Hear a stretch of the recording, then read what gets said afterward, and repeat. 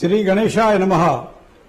વક્રતુંડ મહાકાય સૂર્યકોટી સમપ્રભ નિર્વિઘ્નમ કુરુ મે દેવ સર્વ કાર્યેષુ સર્વદા. ભગવાન શ્રી ગણેશ મારા અને તમારા તમામ વિઘ્નોને દૂર કરે તેવી શુભકામનાઓ. સૌ દર્શક મિત્રો જય ગણેશ. આપ જોઈ રહ્યા છો વીટીવીની વિશેષ રજૂઆત ભવિષ્ય દર્શન કાર્યક્રમ. મિત્રો, જ્ઞાન, આધ્યાત્મિકતા અને જ્યોતિષના ત્રિવેણી સંગમમાં હું ડોક્ટર મહેન્દ્ર પંડ્યા આપ સૌનું હાર્દિક સ્વાગત કરું છું. આજે બૃહસ્પતિ વિશે જાણવું છે થોડું, કે ગુરુ છે એ બૃહસ્પતિ એ દરેક જીવની અંદર કઈ રીતે કામ કરે છે, પ્રાણી માત્રની અંદર એનું શું સંચાલન છે, અને એ ઉપરાંત બદલાતો બૃહસ્પતિ કેવી લાભ કરાવડાવે, કેવા નુકસાન કરાવે, એની વાત પણ આપણે કરીશું. 12 રાશિના જાતકોનો કેવો રહેશે આજનો દિવસ, શું કરવાથી લાભ થાય, શું કરી તો નુકસાન થાય, કયા મંત્રનો જાપ અને શેનું કરવું જોઈએ દાન, શુભત્વને આપવાવાળી દિશાથી માંડી અને તમામ પ્રકારની અંકશાસ્ત્રને પણ ધ્યાનમાં રાખ્યું છે. અને એમાં આપની જન્મ તારીખ, જેના લગ્ન થયા છે તેની મેરેજ એનિવર્સરી વાળા જે જાતકો છે એને આગામી વર્ષ કેવું રહેશે એની પણ આપણે વાત કરીશું. આપના પ્રશ્નનો જવાબ કેમ બોલાય? ચલો શરૂઆત કરીએ પંચાંગથી. તદેવ લગ્નમ સુદિનમ તદેવ તારાબલમ ચંદ્રબલમ તદેવ વિદ્યાબલમ દેવબલમ તદેવ લક્ષ્મી પતે તે દ્રિયુગમ સ્મરામી. ભગવાન શ્રી પુરુષોત્તમને પ્રિય એવો આ પુરુષોત્તમ માસ એટલે અધિક મહિનો છે. અધિક મહિનાના આ જેઠ મહિનાના કૃષ્ણ પક્ષની આજે દ્વિજ છે. દ્વિજ એટલે એકમ પછી જે બીજ શરૂ થાય તે. હવે આ એકમ સામાન્ય રીતે સાંજે 4 કલાક અને 36 મિનિટ સુધી ચાલે છે અને ત્યારબાદ બીજની શરૂઆત થાય છે. તો એકમ પછી આ બીજ છે. બીજું જ્યેષ્ઠા નક્ષત્ર છે. મિત્રો, 27 નક્ષત્રની અંદર જ્યેષ્ઠા નક્ષત્રને થોડું દૂષિત માનવામાં આવે છે. વૃશ્ચિક રાશિનું નક્ષત્ર છે, વિછોડાનું નક્ષત્ર છે, માટે એમ કહેવાય છે કે એની પૂજા કરવી જોઈએ. તો એવું આજે જ્યેષ્ઠા નક્ષત્ર છે. સાધ્ય નામનો યોગ અને કૌલવ નામનું આજે કરણ છે. મિત્રો, રાશિનો જે ચંદ્રમા છે એ જ્યેષ્ઠા નક્ષત્ર હોવાના કારણે વૃશ્ચિક રાશિનો છે, જેના ઉપરથી આપણું નામ રખાય છે. એ વૃશ્ચિક રાશિમાં ચંદ્રમાનું પરિભ્રમણ એ સાંજે 7 કલાક અને 7 મિનિટ સુધી ચાલે છે. અને વૃશ્ચિક રાશિના અક્ષરો છે આપણે કહીએ ન અને ય. એ પછી જે રાશિ આવે એ ધન રાશિ આવે છે. તો ધન રાશિના અક્ષર છે ભ, ધ, ફ અને ઢ. તો આ પ્રમાણે દિવસની અંદર સાયંકાળે 7 કલાક અને 7 મિનિટ પછી જેનો જન્મ થાય એની ધન રાશિ, અને એ પહેલા જેનો જન્મ છે એના માટે વૃશ્ચિક રાશિ આવશે. આ થયું શુભત્વને આપવાવાળું આજનું આ પંચાંગ. તિથિઓની અંદર મિત્રો આપણે જોઈએ છીએ કે ઘણી વખત એકમ, બીજ, ત્રીજ, ચોથ, પાંચમ, છઠ, સાતમ, આઠમ, નોમ, દશમ, 11, 12, 13, 14 અને પૂર્ણિમા આવે. તો ચંદ્રનું જે પરિભ્રમણ છે એ દિવસે દિવસે એમ કહેવાય છે કે ચંદ્ર પરિપૂર્ણ થતો જાય.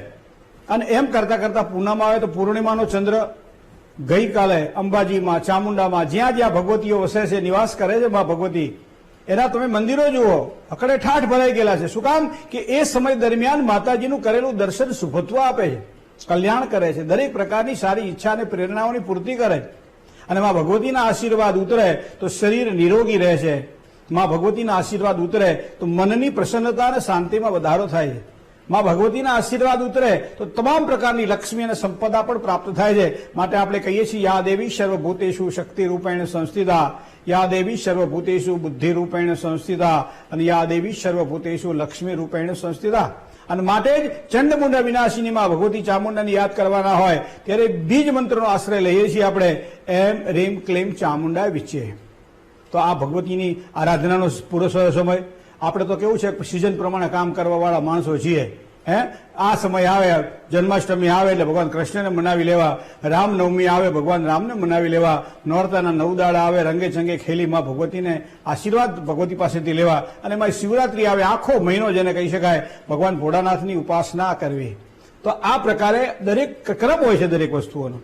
જેમ આપણે શું છે, કોઈ પણ એકો દેવ હરો હરિવા એવું લખ્યું છે ચાણક્ય, કે એક જ દેવને માનો કા હર ને કા હરિ. આવી ઘણી બધી વાતો આપણે જાણવી છે, પણ એને આજે આપણે નથી લેવી. આજે વાત લેવી છે બૃહસ્પતિની. મિત્રો, કારણ કે દેવોના ગુરુ એ બૃહસ્પતિ આજે પોતાની રાશિ બદલે છે.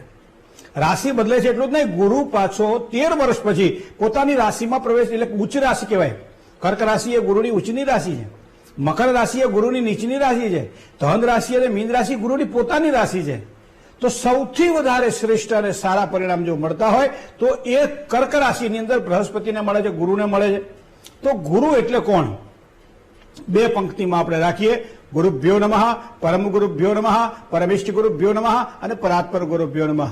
મારી રાશિ પ્રમાણે આ ગુરુ કયા સ્થાનમાં છે અને એના કારણે મને કેવા પરિણામ મળશે એ તો આપણે દરેક જગ્યાએ જોતા જઈએ છીએ, સાંભળીએ છીએ અને આપણને સારું લાગે તો એને ગ્રહણ કરીએ છીએ અને ખરાબ લાગે તો શું કે આ બધું હંબક છે. શું કામ કે આપણને સારું નથી લાગતું ને એટલે પણ કરેલા કર્મના બદલા દેવા તો પડે છે અને દેવા એ પડે અંતે હવને નડે.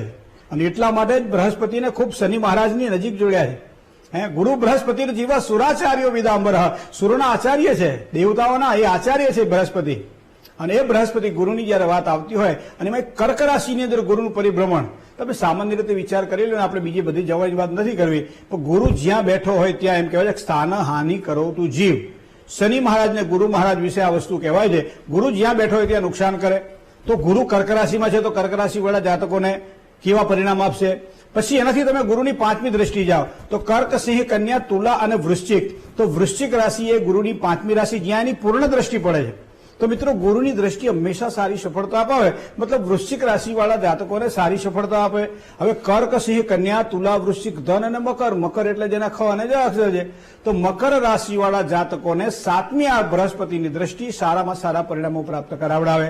હવે એથી તમે 9મી દ્રષ્ટિમાં જાઓ તો કર્ક, સિંહ, કન્યા, તુલા, વૃશ્ચિક, ધન, મકર, કુંભ અને મીન, જે પોતાની રાશિ છે, દ્વિસ્વભાવ રાશિ છે, પોતાની રાશિ છે મૂળ ત્રિકોણની. તો એનો મતલબ એવો થાય કે આ 3 રાશિવાળા જાતકોને આનંદ મંગલ વધે.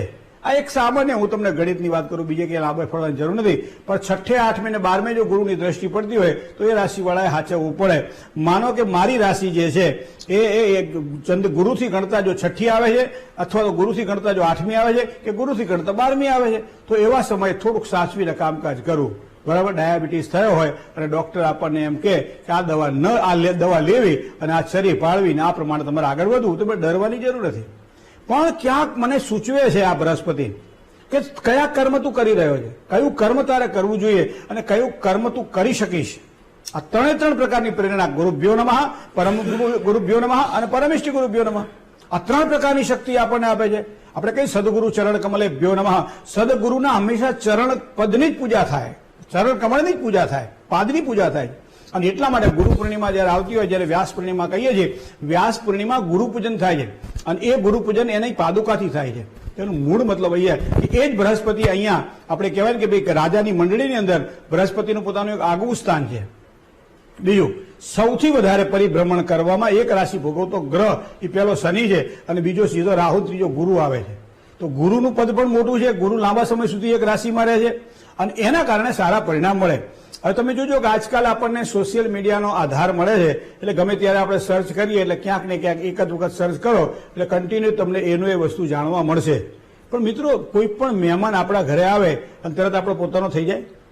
કોઈ પણ દીકરી પરણી અને સાસરે આવે તો બીજા દિવસે સાસરાને પોતાનું ગણી શકે છે, કારણ કે એનામાં ક્ષમતા છે. પણ આપણે મહેમાન તરીકે કોકના ઘરે જઈએ તો તરત આપણે મેચ થઈ શકીએ? એમ થોડોક ટાઈમ લાગે. એમ ગુરુ પોતાની રાશિની અંદર પ્રવેશ કરે. હવે તમે વિચાર કરો કે 1 વર્ષની અંદર 3 વખત ગુરુ પોતાનું પરિભ્રમણ કરે. એમાં અતિચારી બનેલો ગુરુ છે. એમાં તમે જોજો ઘણા બધા એક રાશિમાંથી બીજી રાશિમાં જાય, બીજી રાશિમાંથી પાછી રાશિમાં, પછી આગળ જાય. અને સિંહસ્થ ગુરુ, તો સિંહસ્થ ગુરુની અંદર લગ્ન નથી થતા. એ વાત મારે તમને કરવી છે કે તમારી રાશિ પ્રમાણે જે છે એ તો બરાબર છે, પણ ગુરુ મહારાજને લગ્નની અંદર કારક શા માટે માનવામાં આવે? તમે જોજો, કુંડળી જયારે તમે મેચ કરતા હોય ત્યારે આ વસ્તુને ધ્યાનમાં રાખજો કે તમારો ગુરુ કહેતા બૃહસ્પતિ, દીકરી માટે ખાસ બૃહસ્પતિને ધ્યાનમાં રાખવામાં આવે છે અને છોકરા માટે શુક્રને ધ્યાનમાં રાખવામાં આવે છે. તો એ જ ગુરુ બૃહસ્પતિ લગ્ન મેચ કરતી વખતે પણ આ વસ્તુને ધ્યાનમાં રાખજો કે દીકરાની કુંડળીની અંદર બૃહસ્પતિ ક્યાં છે. જો બૃહસ્પતિ મજબૂત હશે, જો બૃહસ્પતિ સારા ગ્રહો સાથે યુતિમાં હશે, અથવા જો બૃહસ્પતિ ઉપર ગુરુ પર સારા ગ્રહોની દ્રષ્ટિ પડતી હશે, તો સમજી લેવાનું કે લગ્ન જીવનની અંદર વિશેષ કોઈ વાંધો નહીં આવે. પણ આ જ ગુરુ જો ક્યાંક પાપાક્રાંત હશે, આ જ ગુરુ પોતાની નીચની રાશિમાં હશે, આ જ ગુરુ ખાડાના સ્થાનમાં કેન્દ્ર ત્રિકોણનો માલિક બનીને બેઠો હશે, અથવા તો આજુબાજુના ખરાબ ગ્રહો જેને કહેવાય, તો આવા બૃહસ્પતિને, આવા ગુરુને ધ્યાનમાં રાખવો પડે. લગ્ન જીવનની અંદર ખાલી ગુણાંક મેચ કરી, ગાણ, નાડી, યુજા બધું મેચ કરી અને કરીએ બરાબર છે, પણ આ કુંડલીમાં જોયું તમે કોઈ જાણો કે લગ્નેશ જો ગુરુ હોય, માનો કે ધન રાશિ કે મીન રાશિ હોય અને લગ્નેશ ગુરુ 5મી અને 9મી જગ્યાએ બેસવાના બદલે એ 6ઠે અને 8મે બેસે તો શું પરિણામ મળે? 12મે બેસે તો શું પરિણામ મળે? તો આવા સમયે મિત્રો બૃહસ્પતિને ધ્યાનમાં રાખીએ અને ઘણી બધી એવી વસ્તુઓ છે કે જે બૃહસ્પતિ દ્વારા જીવનમાં ઉતરે છે. હું તો ગ્રહસ્થીને એમ કહું કે તમે સ્નાન કરવા જ્યારે બેસો ત્યારે ક્યાંથી તમે સ્નાન કરો છો, સીધું ડબલું માથા ઉપર નાખો છો ને. બૃહસ્પતિ તમને સૂચન કરે છે કે હંમેશા પહેલા પગને પલાળો અને પછી માથા સુધી જાઓ. તમારું મન પવિત્ર રહેશે, તમારા બુદ્ધિ ને તમારા વિચારો સ્થિર રહેશે અને તમારા કાર્યમાં થતા વિલંબો દૂર થશે. શું કામ કે કોઈ પણ દેવી દેવતાઓની પૂજા કરતા હોઈએ તો પણ આપણે પગથી એની પૂજા કરીએ છીએ અને પછી મસ્તક સુધી આપણે જઈએ છીએ. મિત્રો એ જ પ્રમાણે બૃહસ્પતિ દ્વારા પણ આપણને સારી સૂચન થાય છે. આમ તો બૃહસ્પતિ દરેકને સારું કલ્યાણ કરે એવી ભાવના તો રહી જ છે આપણી. જય ગણેશ.